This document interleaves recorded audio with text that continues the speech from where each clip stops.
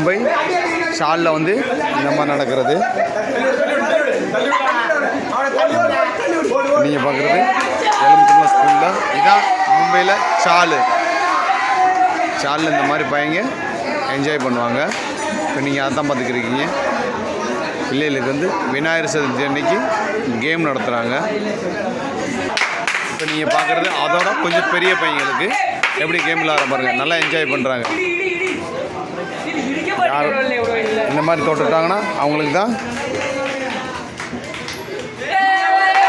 சாலில் இந்த மாதிரி என்ஜாய் பண்ணுறாங்க. விநாயகர் சதுர்த்தியை முன்னிட்டு பிள்ளைங்க வந்து கேம் விளாடுறாங்க. மும்பையில் பிவி சால் தாராவியில் இருக்குது. தமிழ் மக்கள் நிறைய அதில் வசிக்கிறாங்க. இப்போ நீங்கள் அதை தான் பார்த்துக்கிருக்கீங்க.